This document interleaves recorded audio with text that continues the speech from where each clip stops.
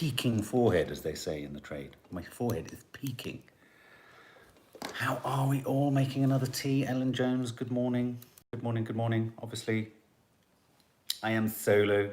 We don't have the good morning, good morning, good morning to you and you and you. Goodbye, Cloda. Sorry we couldn't grab the live in time for you. Hope you have a good day.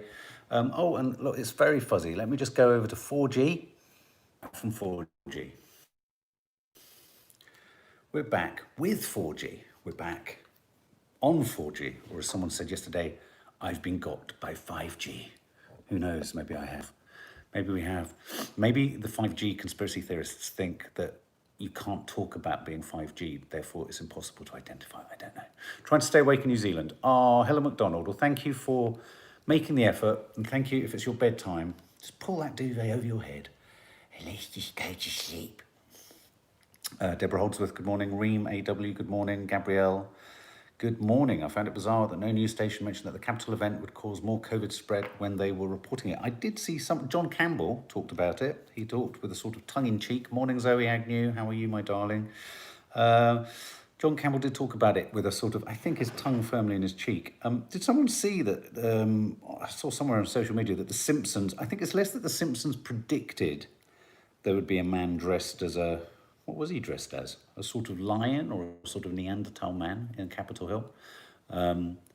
But maybe the guy on Capitol Hill, the protester, had seen The Simpsons. I don't know. It does seem strange. It's like, do you remember there used to be that sort of soothsayer, didn't they? Nostradamus, where people would always say, oh, Nostradamus predicted, you know, all these terrible things and awful things that happened. But now it's not Nostradamus, it's The Simpsons. The Simpsons will be the future sort of strange kind of analog VHS cassette that our ancestors-to-be will put in a huge machine at the top of a temple and go, look what The Simpsons, look what the strange yellow people would all say and do from The Simpsons. Good morning, Natalie Higgins. How are we all? Hope you're well. Penny Shrimpton, now it's our reality. You're absolutely right. Lynn Sheard, good morning. Penny Shrimpton, The Simpsons made a pandemic episode a few years ago. There we go, yeah. Nicholas Sinnott, poor Nanny, I know, bless her. With the Nomad Land, I think it triggered her about memories of her and Liz, which is very sweet. Mary Trump also mentioned the super spreader event. Yeah, and Emma McGregor, you like my glasses? Thank you very much. Slightly blue sort of feel to them, which is rather nice, isn't it? Nice and blue. Morning, Mark from America. Melissa Phillips, how are things over there? Jenny Matthews, you loved our top 10 popcorn junkies. Thank you very much. We've spread them across 2 films only because they were so long. Otherwise, it would have been an hour and 10 minutes, which is quite a hefty watch. Nads is at loose, yes, this morning. She was called in last minute. So, yeah, if you fancy... You know, I realised after we did it that the top 10, which we do at the end of each year on the channel, is a great opportunity to go and find the films that you want to watch. Now, a couple of people said they can't find Baby Teeth, and that could be a fair point. It might be one of the only films that you can't see, unfortunately. But I will try and find out where it is, and I'll pop it on our... If you haven't followed us, go to the Popcorn Junkies Instagram account. That's going to start becoming more active once the film industry starts to kick up again. So thank you. Thank you for enjoying them. And it's nice to get the girls' opinions on the films there. You know, they don't like... they're at that age where it's not cool for them to be on their parents' YouTube channel, but they, on the film side of things, they're very sort of, not serious, but they're very committed to what they like and what they don't like. And I think they get such loyalty to certain films that it's really important to them that they promote them and push them and all that kind of stuff, which is nice. It's lovely. Baby Teeth is on Netflix. Thank you, Molly26 Rose. There you go. It's on Netflix. So anyone who wants to watch Baby Teeth, watch that. How grown up is Kiki? Isn't she just? Isn't she just? She's like a 21-year-old in the body of a 13-year-old. Good morning, Claire Smiley. Raspberry Mojito Girl, December 1982. Hello. Millie Parfit, how are you feeling today? I'm all right. I'm okay, I think. You know, sometimes, I don't know, does anyone else do this with your mints, with your mentals? Do you sort of try not to hover for too long on how you're exactly feeling for fear you might snag yourself and trip over and find yourself emotionally on your face? So I haven't actually stopped this morning. I've been running around like a mad-ass fly. So taking the dogs out, dummy exercise, prepping work for Kooks, Got editing, you know what, I think later today, and also editing some of the Sunday show for you family guests. And still negotiating with a bloody post-production firm to get my bloody short film in. I was due to be editing this week, and due to social distancing and lockdown, just can't bloody get in. So it's playing havoc. And also, we're filming this new series as well, and we can't get out because most of the places we're going to film at for the channel, you can't film it. Bloody nightmare. Sabrina Neal, who knows? Who knows? Who knows what will be coming? Watch the YouTube film Angry Pepper. He was filming from Capitol and then he's given a reaction video afterwards. See what you think, Mark. Let us know. Emma Atkins. Thank you very much. I think Trump was the kind of kid that had a temper tantrum. If they lost when playing games, was always allowed to win. I think you're absolutely right, Faith. He's clearly, we put in the title yesterday, that Trump concedes, and obviously he hadn't formally conceded, but he had essentially kind of said there'll be a peaceful transition. So he's formally, hi Susan Collins, of course you can have a shout out. He has formally agreed to leave the White House, not having a temper tantrum. Someone sent me a meme today saying, so are you trying to tell me that the guy who's responsible for the nuclear codes has been barred from his Twitter account? There are strange sort of contradictions, aren't there, like that? Morning, Zoe Shah, Sharon Elston, Gilly, -3 in Ayrshire. I think it's -1 here. It's about -1. Bloody freezing. Linda Tyler, she's the anchor. Can't imagine Trump playing Monopoly. Oh my God, imagine Trump playing Monopoly if he didn't own the part of the board that he said he wanted to own. Gabrielle, we were buffering at the beginning. We're not buffering on my screen at the moment. I've got a feed of myself staring at -6, Claire smiling. You had snow in Edinburgh. So what is this story of, curious story that Scotland, potentially Sturgeon's going to put Scotland into stronger elements of lockdown. I just saw it pop up on my news map of news. Lots and lots of very, I suppose when you ask how am I feeling, it's sometimes, Katie Johnston, of course it's possible to have a shout out. It's sometimes very hard. I mean, obviously, the overarching good news is that we've got the vaccines coming out, and that's all great. But the other sort of news, it's lots of sort of nibbling away at how simple that news is. It's sort of nibbling away at how simple and potentially positive that news is. So, things like a nurse, I think that's the BBC, it's not even one of your sort of more fringe news services, but the BBC News website, did anyone see this report of a nurse getting the Pfizer vaccine and then testing positive COVID? A nurse who doesn't want to be identified in Wales, angry over positive test despite vaccination. Now, again, stories like this, they make you go, oh no. But it could, they do say it can take 10 days for the vaccine to offer some protection. So do we think, and this is the question really, it's not that the vaccine doesn't work, it does, but do we think, and also the other element to the vaccine is this debate around alcohol. If it's reported in the Sun, you can kind of bet your bottom dollar that it's pretty serious. Not to drink 2 days before having the vaccine, and not to drink for 2 weeks afterwards too, combined with a non-guarantee of immunity for 10 days after the vaccine. So you can begin to see why the dates on coming out of everything have a lag to them, and why the vaccinating process requires a huge amount of, responsibility by us. We have our partner. We're not just going to go, put it in my arm, done. It comes with a degree of responsibility, and it comes with a degree of, and I'm not suggesting that this nurse hasn't shown that. She, sadly, of course, being a nurse, had to go back into a highly, infected area, vulnerable area, the hospital, and has got infected again. So, the idea that it provides a sort of one-stop shop, boom, protection, we have to listen to the guidance, we have to listen to these nuanced details around the edges. Now, I said to Nads last night before we went to bed, I said, fucking hell, excuse my language, we do swear on here, that could be where this country totally unravels around the alcohol thing. I don't think, and I'm not suggesting that we are a nation of alcoholics, though sometimes you do wonder. I worry that given dry January is such a difficult thing to do for so many, understandably, it's a hard thing to do. It's a hard thing to do, especially if you're not a problem drinker and you use drink as a kind of just as a social thing or to get through the crisis. Not drinking for 2 weeks after having a vaccination could prove a step too far for a lot of people. So I'd really like, I don't know if anyone else would, I'd like to see the science on that. I'd like to know, is it strictly 10 days? Is it strictly 2 weeks? What are these numbers around efficacy? Oliver Masterson, we are definitely a nation of alcoholics. Now, all of these things are about preventing maximum effects, but these are early days, and we have to trust that this is going to work. And I think, as a number of you have said on here many times before, no vaccine can guarantee 100% immunity. It just can't. It just can't. And so we have to be realistic, and I think it's all about us doing our bit alongside the jab. Do you see what I mean? And I do hope and I trust, and I think there is a campaign, or there's a move behind the curtains, if you like, of government to make sure that there's a very strong public service message that's pumped out to the nation after a lot of people have been vaccinated.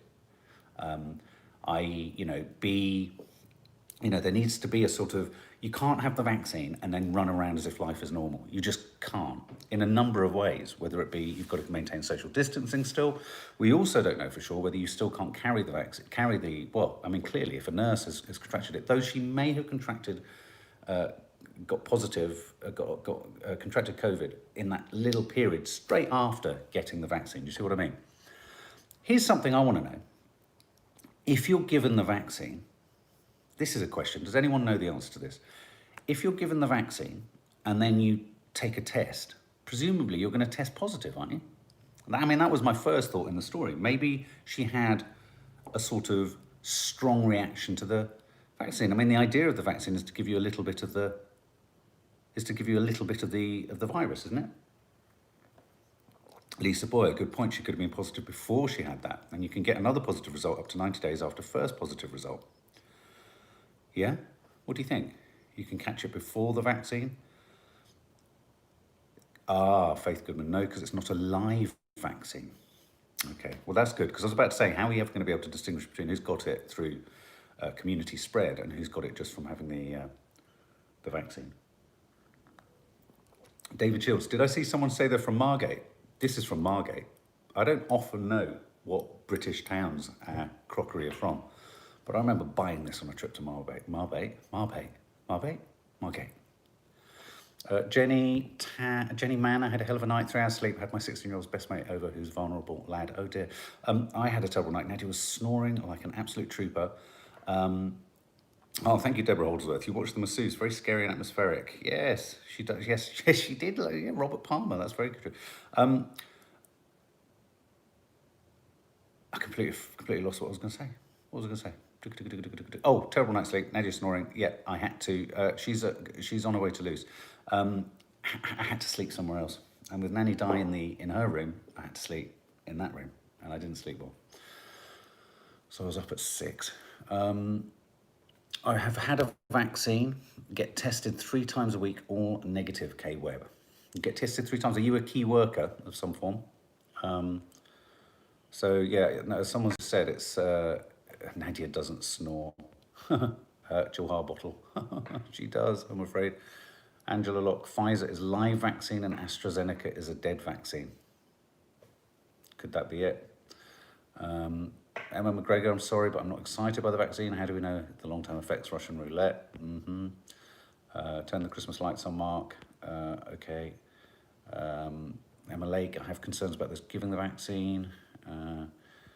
I mean, they have to, presumably they've already, what a joke, Matt Hancock, Martin Smith says, turning up to give vaccinations but the vaccine hadn't turned up, beggars belief. But why aren't we surprised? No, yes, I did. I didn't actually see it, but Nadia reported this fact to me. So, it's Friday, which is kind of like pretty much every other day in lockdown.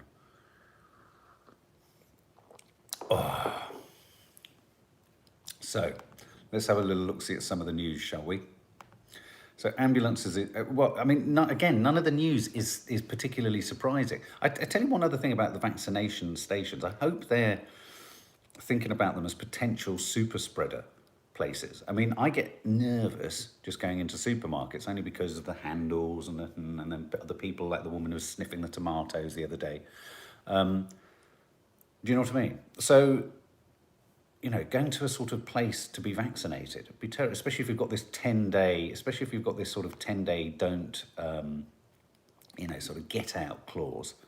That's a bit frustrating, isn't it? Lisa Dilmek. After leaving the UK 8 years ago, it definitely proved what an alcohol-fueled society England is. The Oliver Masterson, biggest spreader is supermarkets. I mean, it wouldn't be surprising, would it?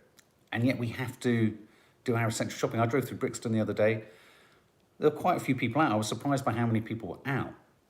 But they were, if you looked individually at everyone, they were all simply doing what they needed to do, which was shop for essentials. Do you know what I mean? En masse, you look at it and you think, oh, Jesus, we're all being irresponsible. Blah, blah, blah. But it's a bit more complex than that, isn't it? It's a bit more subtle than that.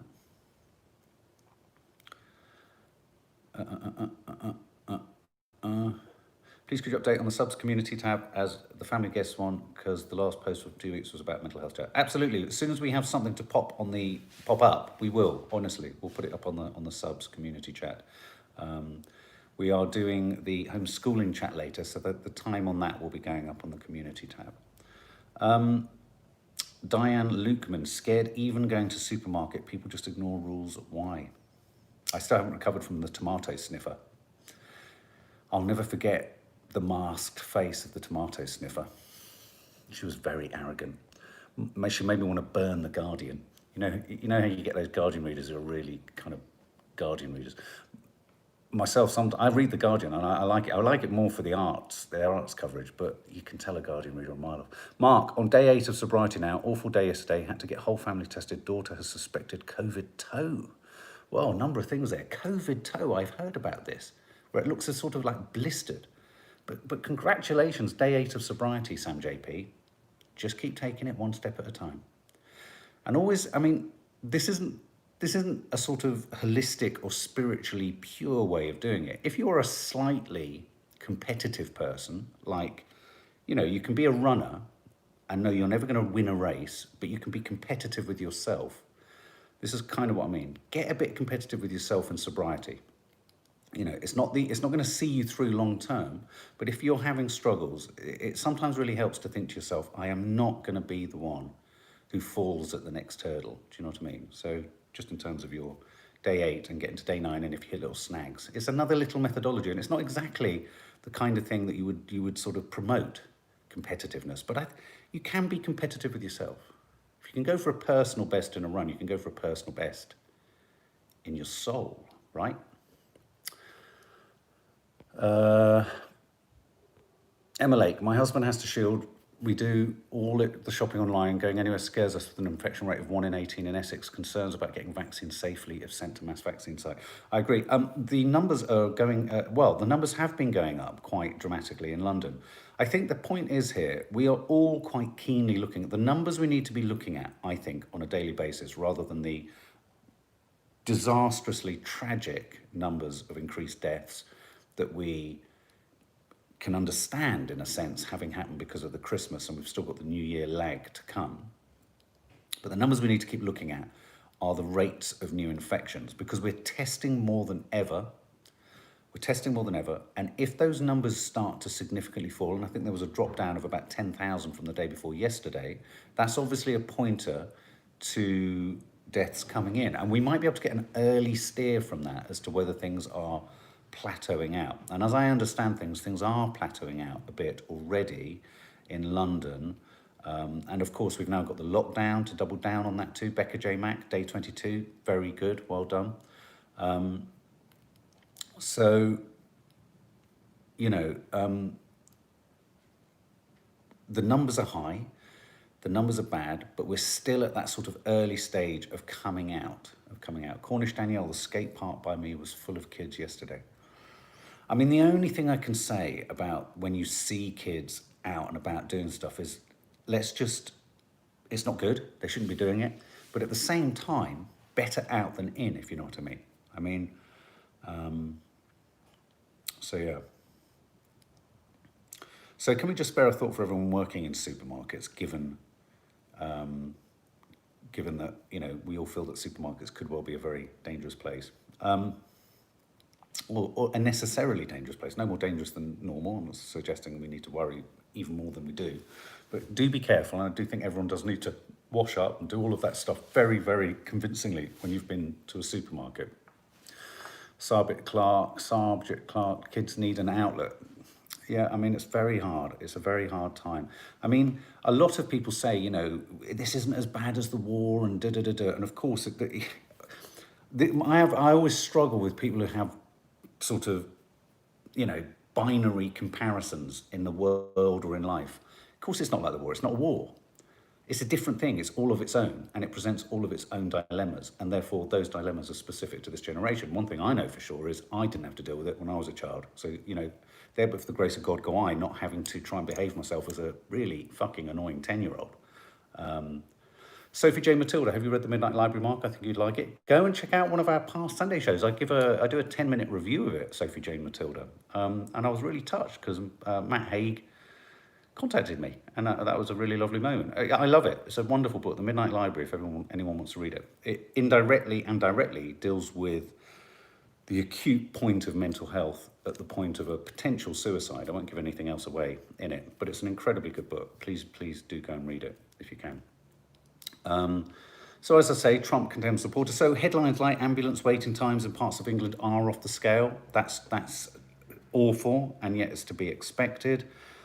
Snow and ice warnings for almost entire UK today as beast from east looms. I think the reason weather forecasts at the moment are significant is that if you know, it forces us all indoors, doesn't it? And I'd have thought snow and ice warnings will also aggravate distribution of vaccine. I mean, it's just a thought. It's just an assumption. So, you know, you don't want inclement weather, do you, really, to kind of get in the way of already the biggest vaccination campaign in peacetime Europe. We have a few bits and bobs of other news. Stella Tennant's death, you know, the supermodel. Sadly, it was discovered that she did take her life, and it's yet again twice we've talked about it now, flagging up of mental health issues.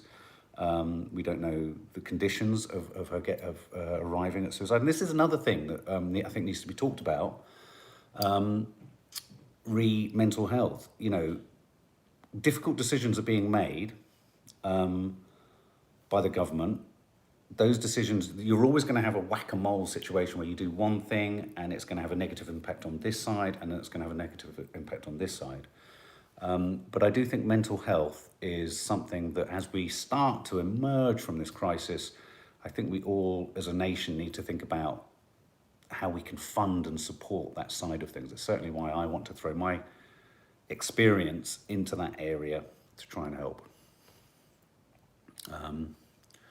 Shazuzal S, help. How can I feel more positive? I'm shielding and worry about if I get COVID-19 and not seeing my mum who's in a care home, just emotions up and down. Well, Shazuzal, all I can say to you is with time, things will get better. We are right at the very beginning of the final hill. And so if we've got this far, we can certainly do another 6 to 12 weeks of varied kind of pulling together as a community, you know, not pointing the finger at anyone, not blaming anyone, not saying, you've got it this, you've got it like that. Do you know what I mean? I think it's just taking a day at a time and just recognizing that we are on our way out. We are on our way out. Are you doing a sober chat soon? I could certainly do a sober chat soon. Absolutely. Yeah, I know, I'd love to. I did a pre-recorded one, didn't I, just before New Year's? But yeah, we can certainly do another one. Just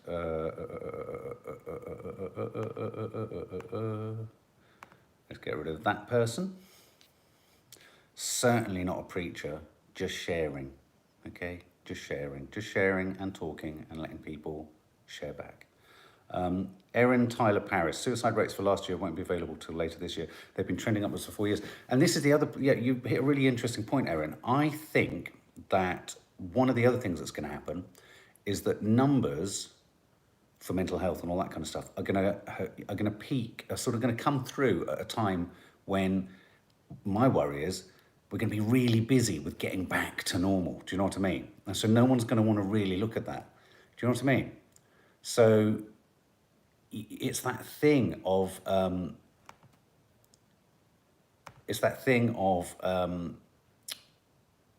you know, keeping the dialogue going, keeping an awareness of these issues that are coming up now, and reminding ourselves and others of these when we get out the other side. Not that there's going to be a neat moment where we get out the other side. Do you know what I mean?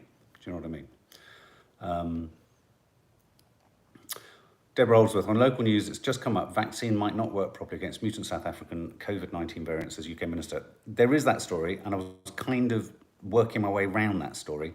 But there's also the equivalent story that the Pfizer vaccine makers feel that it could be, that their vaccine could be effective against the South African variant. But you're right, there are concerns around that. Now, that is why negative tests are now needed for travellers coming from abroad. And I'm quite pleased. I mean, the only frustration with this is it kicks in at 6 a.m. on Saturday. It begs the question, why the hell don't they just do it sooner? But I guess there's a whole heap of administration required for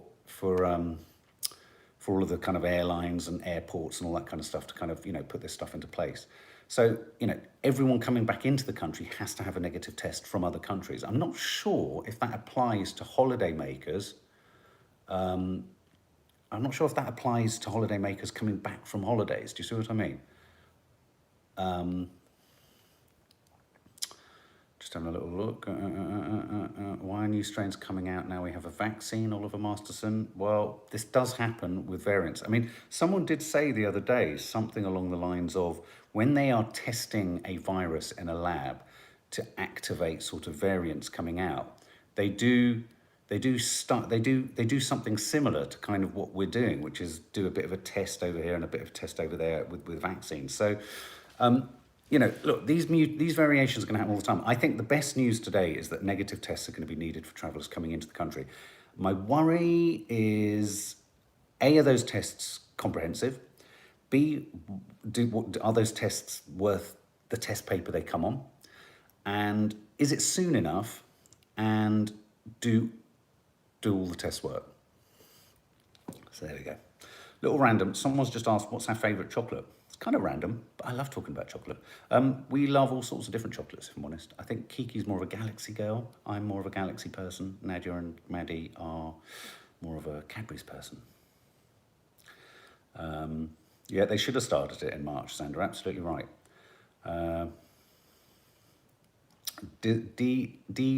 DSA, I can't pronounce your name. I work for Abbott Laboratories. There's so much misinformation. People should just sit down and research everything. You're right. The difficulty with sitting down and doing your research is that there is so much misinformation. Now, I would suggest that a lot of the misinformation comes from verified sources on social media platforms, whereas what we try and look at is we look at the headlines and we try and unpack the headlines and discuss what's at work in the headlines. I'm kind of much more interested in the way news flow is delivered, if I'm honest. I find it fascinating why certain stories are chosen above other stories, and I find it interesting the way in which they focus on certain elements of a crisis rather than others. But you're absolutely right.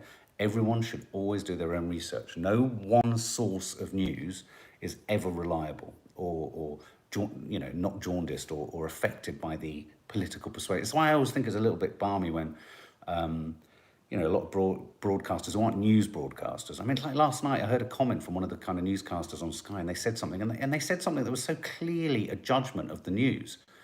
And when you're an official broadcaster, digesting the news, you can digest both the news stories, what you think is actually going on behind the scenes, what you actually think of them. You can digest why certain news gathering, areas, publications and papers go for certain stories. You can do all of that. But you should always, when it comes to the medical advice and all that kind of stuff, always go to, but there are a lot of people who say do your own research who then won't go to or listen to anything the government produces. So who and where do you trust in this incredibly? Go and watch the documentary on Netflix. Oh God, what was it called? The social, what's it called? The Social Dilemma. And you will see how so many people who have very binary or fixed opinions on what's happening in the news go to find it, a lot of it on social media, and then the social media algorithms only pump the same message back to you because they know you're more likely to click on it. See what I mean? So there you go. I mean, that's my point. It's like, and it's hard. I mean, look, you have to be honest, it's hard. When you are left-leaning, as we are, it's very hard to kind of keep taking yourself back. But I will always read The Sun. I will always read The Times. Sky News is run by Rupert Murdoch. I find CNN intolerable in the way that it kind of is so obvious. I wish it was more objective, and I think it would be stronger in its reporting. So, it's about always checking in with yourself. Always checking in with yourself. Sarah MC, speaking as a South African, this is interesting, we have to test if we leave and come back to South Africa. However, neighbouring countries' workers coming in are presenting a lot of false tests at our borders. Now, I know there's testing not just, I think there's a ban now in the UK, kicks in at the weekend, not just on South Africa, but also on southern African countries, other countries in South Africa. So yeah. You're right. I mean, there are issues in South Africa, and I do think that this negative testing, now, as we've already discussed here, is negative testing comprehensive? Well, I suppose doing it is better than not doing it, and I suppose that's where you get to, isn't it? Some people there talking about the BBC. The BBC can be good at times, but my problem with the BBC is it doesn't go into enough detail. It just doesn't go into enough detail. You can sometimes find, where it's great is like on something like Radio 4, you'll get a really in-depth documentary about something. But I just find its news coverage is very surface. And for me, I can understand why, because it's trying to give you literally the headlines and appeal to the biggest audience. But I think behind that surface news, I think there needs to be more detail given. Erin Tyler Paris, you need to know how to recognise bias in propaganda and papers. They're all pushing agendas, all portraying news according to their bias, but if you can recognise that, you can take the news from it. Entirely correct. It's difficult. It's difficult because, to what extent can we all be aware that we're being manipulated to have a certain response in some way? Do you know what I mean? I mean, right down to I'm drawn to the darker side of life, whereas Nadia's drawn to the lighter side of life, generally in our lives. So, I'm drawn to those stories and she's drawn to stories of light. And I think that's why it's quite a good balance between the two of us, actually. We try and pull each other up quite often. If it's just mindless optimism in the face of total catastrophe, I'll draw attention to it. And if I'm being an absolute bastard, misery guts, she'll pull me up too. There's no such thing as an objective person. We all have internalized biases. Just looking at how someone is dressed, we might behave differently. Absolutely. You can't get away from the subjective state of being a human. God, this is getting philosophical, isn't it? So you can't escape meanness. However much someone tries to, don't worry, you study this for years in film school when you're making documentaries. What is authentic reality? There is none. There is none. As soon as you make choices about presenting anything or representing it, you don't have any. But that is a whole different debate, isn't it? Mark, you were never a bastard. I think I might have been a bastard at some time in my life. Anastasia Alexander, my friend has been told by his employer to turn his track and trace app off while at work, even though he's in a public-facing setting and is at massive risk. Total disgrace. That is a total disgrace. Total disgrace. I mean, the test and trace project has just vaporised, hasn't it? So I think we've covered most things. Ambulances are struggling, but that's a sort of symptom of really lagging news. We can only hope that the numbers are going down and that the pressure starts to alleviate with the lockdown. We have to hope that everyone is observing the lockdown. Alcohol warning with jabs, another salutary reminder that we need to absolutely be mindful that just getting the jab is only one microscopic part of the story. Another reminder, no jab is 100% effective, so we all have to be cautious. But I do think negative tests are needed for travellers coming into the country is a good move, though it won't be comprehensive. We have to understand that too. But again, it's a good move, and as you rightly said, someone, It should have happened in March. So I did have a little hurl around for some rather positive news or fun news, and there's literally zero fun news. So I thought we'd get coffee moaning done, and I'd crack on with trying to discover where the Cornwall tapes are. All right, guys, and I can hear Nanny Di blowing her nose, which means one thing: she needs a cup of tea. All right, guys, have a lovely day, and obviously lots and lots of content coming your way. And Faith, absolutely, I will pop on the community page. Donna Rice, in at the end of the bell, as the bell went click and the bell went bong, and Donna Rice arrived. Donna Rice, do you like rice with your curry? I don't know.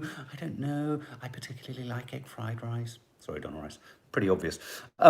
Welcome, Donna. I hope you have fun. Lots of Sunday shows for you to watch. And obviously the 53rd Sunday show is going up this weekend. We're trying to get it up earlier. Which is why we're trying to get everything in the can so it functions a bit more like a lunchtime show. The ambition is to hit lunchtime. All right, guys, lots of love and see you